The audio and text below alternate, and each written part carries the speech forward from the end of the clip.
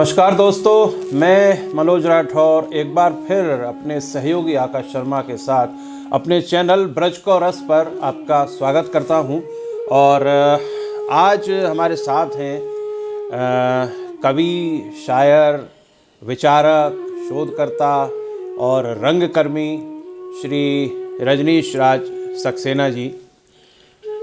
और मैं अभी सर को बोल रहा था, मजाक में बोल रहा था, लेकिन हकीकत बात है, उस विषय पर भी हम चर्चा करेंगे।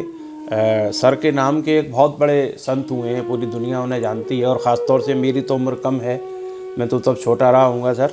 1980 और 85 के बीच में उनका ऐसा दौर था कि पूरी दुनिया जो है उन्होंने हिला दी थी। सारी दुनिया के बड़े बड़े बुद्धिजीवी जो थे वो उनके शिष्य थे, तो उनके विषय में भी हम चर्चा करेंगे।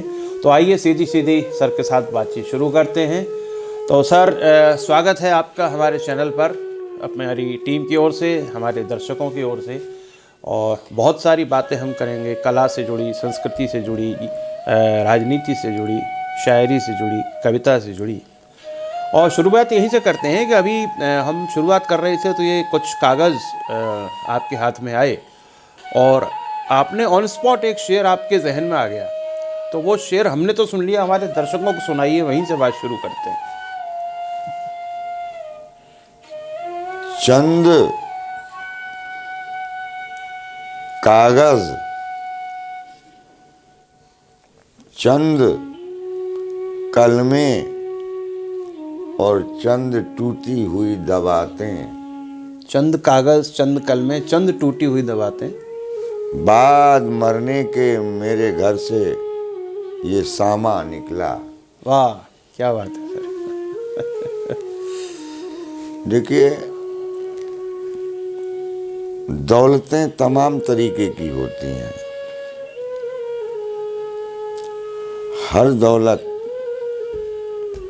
वही बेहतरीन होती है जो कभी बर्बाद नहीं होती।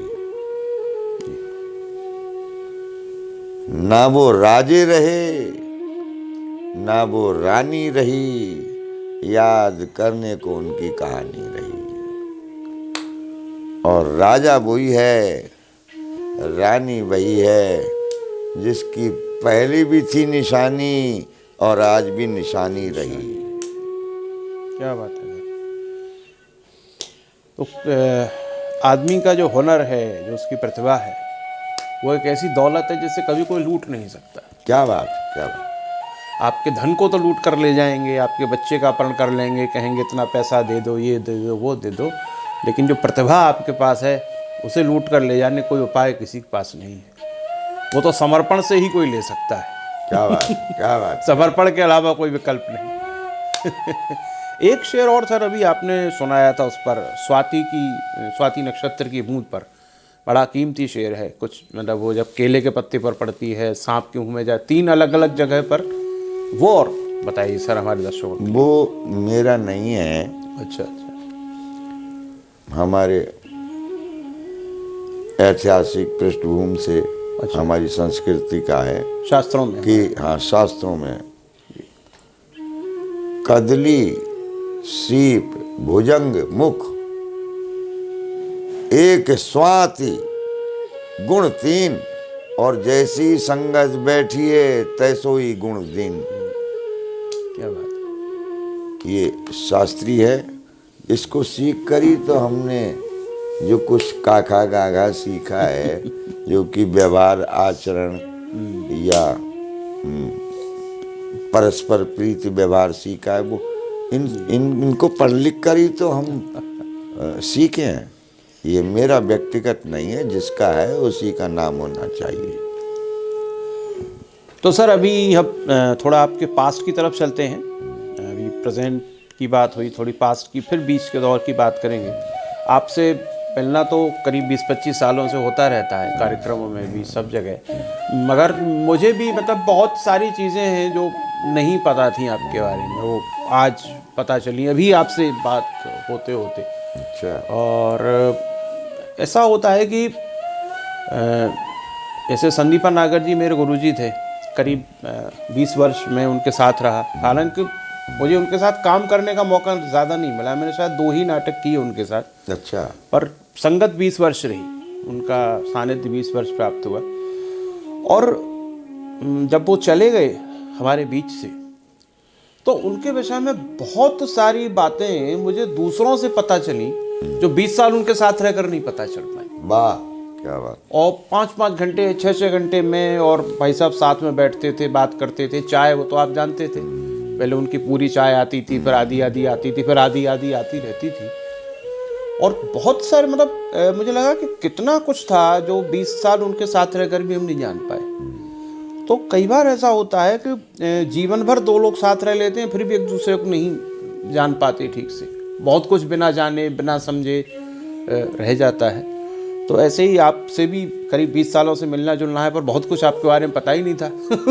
वो अभी पता चला। इतना अच्छा शेर आपने तुरंत जो है आया आपके जहन में। चलो, कोई बात नहीं। तो आपकी शिक्षा दीक्षा कहाँ, कैसे, किस तरह से हुई, और किस प्रकार आपका जो रुझान है वो संगीत की ओर, रंगकर्म की ओर, नाटक की ओर, सृजन की ओर, एक प्रकार का सृजन है, फिर कविता, शायरी, ये सब रुचि कहाँ से, किस तरह शुरू हुई? देखिए, मैं ऐसा सौभाग्यशाली कहूँगा, इसको दुर्भाग्य नहीं कहूँगा, कि हाई स्कूल के बाद में मेरी कोई भी शिक्षा किसी कॉलेज में रेगुलर जाके नहीं हुई। अच्छा। कॉलेज मेरे पास रेगुलर आते थे। अच्छा। ये बात किसी ने नहीं कही होगी। कॉलेज रेगुलर कैसे? नाम तो लिखवा लिया,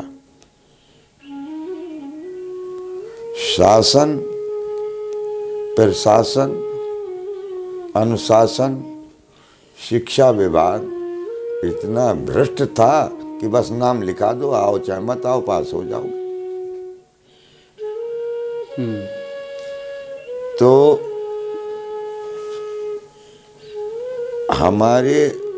मैंने इसका साक्षात प्रमाण देखा है कि अगर पढ़ नहीं पाते तो कोई बात नहीं, बस कॉलेज में नाम लिखा दो और डिग्री मिली जाएगी। अब ऐसा जरूर प्रशासन और शासन और व्यवस्था खरी खरी, साफ साफ, सुथरी सुथरी दिख रही है कि पढ़ोगे तो पास होगे, नहीं पढ़ोगे तो फेल हो जाओगे। तो जो आज़ादी के, स्वतंत्रता के करीबन 60-70 वर्ष ऐसे हमने देखे जहाँ हर चीज़ फ्री में मिल जाती थी। अब हमारी ये व्यक्तिगत वित्तता थी, ये व्यक्तिगत हमारी अध्ययन था व्यक्तिगत, कि हमें अध्यापकों ने नहीं पढ़ाया। केवल 5वीं क्लास तक के अध्यापकों ने हमको पढ़ाया, बाकी किसी अध्यापक ने नहीं पढ़ाया। उन्होंने केवल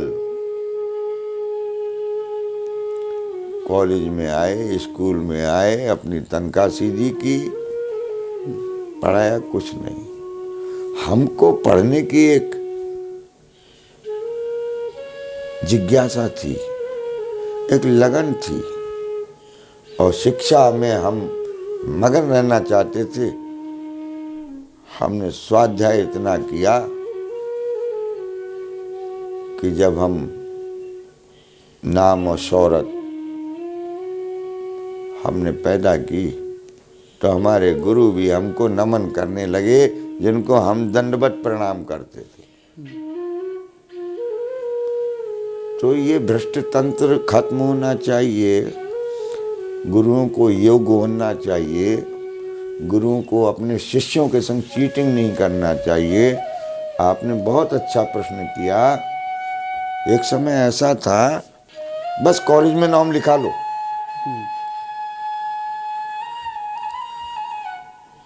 बोर्ड के एग्जाम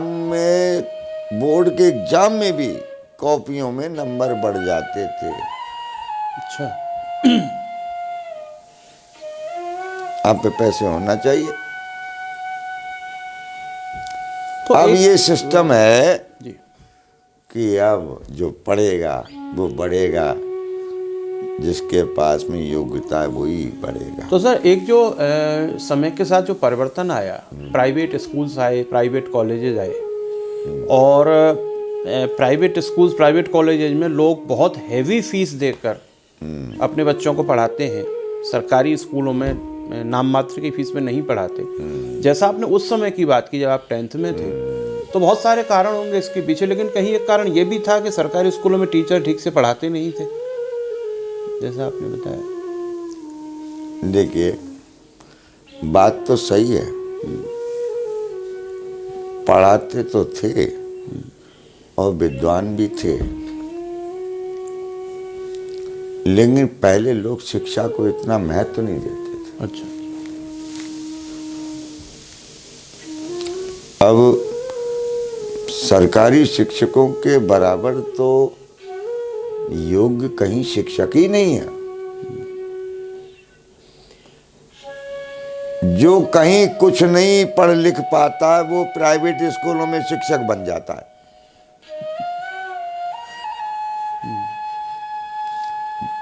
जो सरकारी शिक्षाओं में, सरकारी विभागों में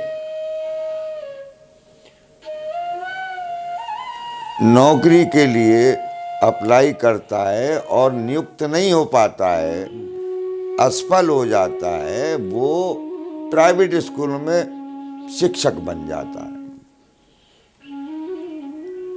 5,000 की, 2,000 की, 1,000 रुपए की, 10,000 रुपए की, जितना बड़ा कॉलेज है बस उतना ही बड़ा स्कूल में तनख्वाह मिल जाती है। पढ़े लिखे हैं, बेरोजगार हैं, सरकारी भी मिली नहीं, मजबूरी में प्राइवेट में आ गए, इनका धंधा चल गया। और प्राइवेट स्कूलों में बट सर फीस तो वहाँ की बहुत ज़्यादा होती है गवर्नमेंट। प्राइवेट स्कूल और सरकारी स्कूलों का अंतर देखिए। यूपी बोर्ड में 1,00,000 बच्चे बैठेंगे तो 60,000, 70,000, 80,000 अधिकतम पास होंगे। और प्राइवेट स्कूल CBSE बोर्ड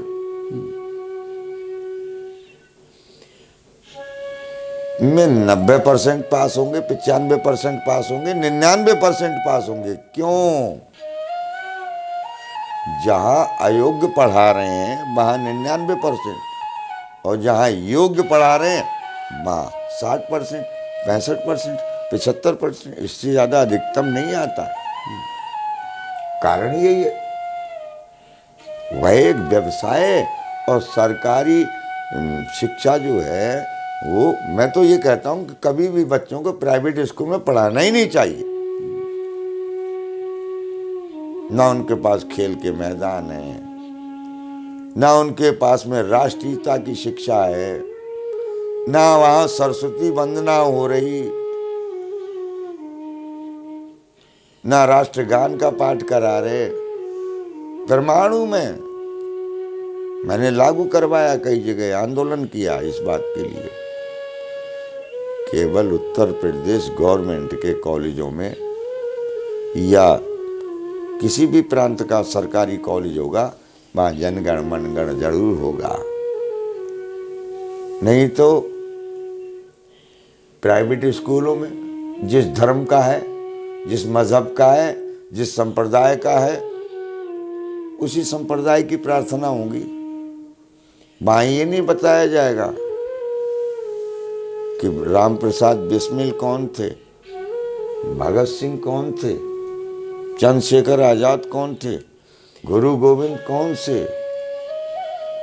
वहाँ ये सिखाया जाता है किसी धर्म मजहब की ना पूजा करके। Old man Donald had a farm, EIEIO।